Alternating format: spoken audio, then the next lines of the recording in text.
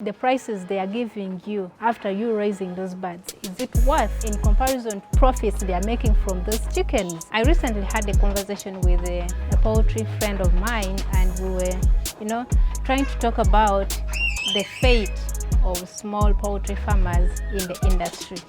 And for sure, as the conversation progressed, the fate seemed so vague. Why? Because every other day there's huge farms that are coming up in the industry. And of course, we all know that these big farms dictate the mode of operation in the entire industry. So in today's video, I want us to discuss the fate of small-scale farmers in the next 10 years. Just give me 10 minutes of your time and we'll try to dissect it together, you and I. The question we are asking today is, can small-scale poultry farmers survive in the next 10 years with the emergency of these high-end poultry operations? But before we do that, let's pull out some facts, like for proper guidance. According to the Uganda National Bureau of Statistics, actually 40% of households in Uganda, they are keeping chickens, mostly on free range or low input backyard systems.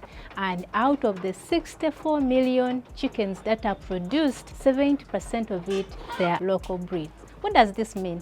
It means that the small poultry scale farmers, they are owning a huge space in the industry. But here is the twist. Big poultry farmers have entered the space.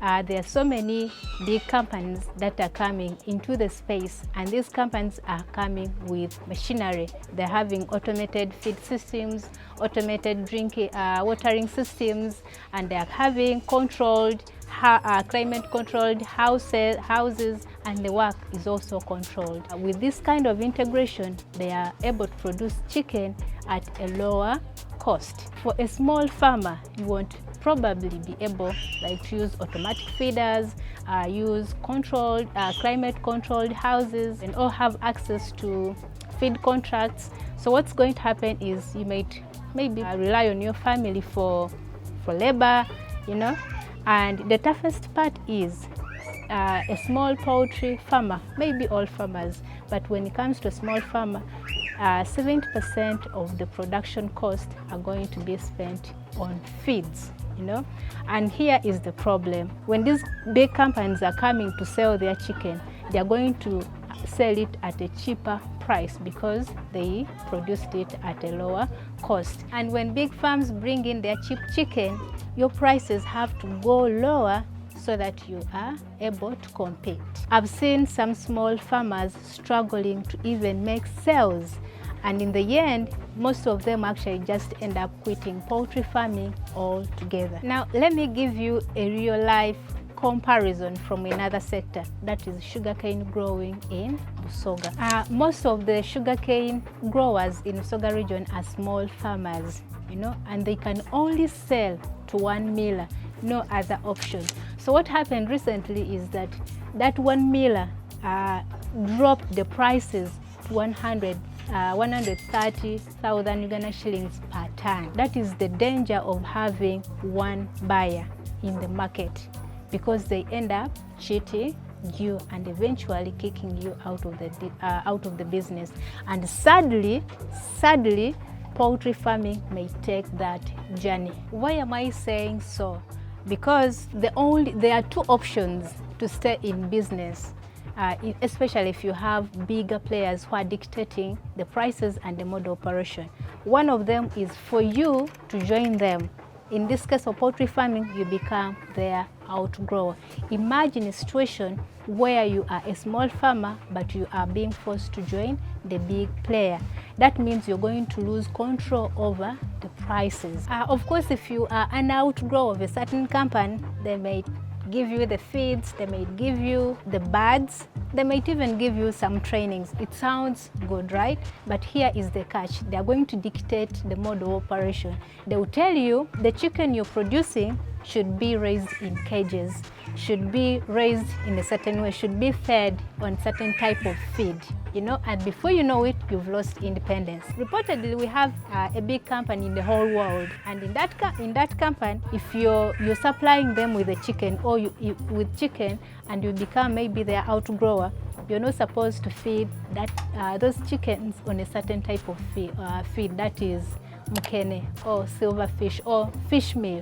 You're supposed to stop at a certain growth stage. In the end, you have actually lost independence totally, and if you're not so steady, you're going to stop doing poultry farming, because who practices poultry farming without independence? You're not able to say anything in the process. Of course, market will be guaranteed, but the prices they are giving you after you raising those birds, is it worth in comparison to what profits they are making from those chickens? Think about it. I'm not saying that the schemes of being an outgrower, they are totally bad. No, it's not what I'm saying, because there's huge benefits you can get from them. The market, you'll be assured of it, the trainings and other things. But what I'm saying is, before you sign that contract with a big farm, ask some few questions. How am I going to benefit? And if, you know, something doesn't go well, what's my other option? Won't I be stuck?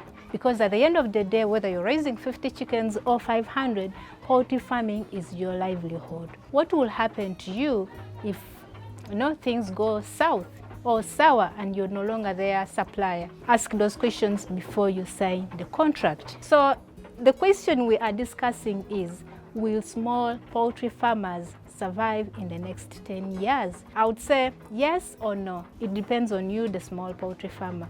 What's your bigger picture? Are you in the poultry farming business just for backyard purposes, or you're there for purposes of growth, which actually should be the aim? As you are doing your 50 birds, your 100 birds, have a bigger picture of scaling up. And as you're scaling up, of course, you should be able to imitate what the bigger players are doing. In that way, you will be able to create your own market. There are other options like creating your own chicken chain linkages. Join a linkage so that you'll be able to be doing chicken farming with other people. Now over to you, my dear follower who has been following from the beginning up to now. Do you think small poultry farmers can survive alongside big companies? Should they join them in partnerships, or what otherwise can they adapt so that they can remain independent in the business? Let us know in the comment section below. And as always, this is Call Me Fridaus, where we plant ideas and we harvest results. If you found this video very intriguing, kindly leave your comments in the comment section below, but also like the video and hit the subscribe button. But also, if you think these kind of videos are very interesting and very engaging, also leave your comment in the comment section below so that we can have more of these conversations in the near future. All right, see you in the next video.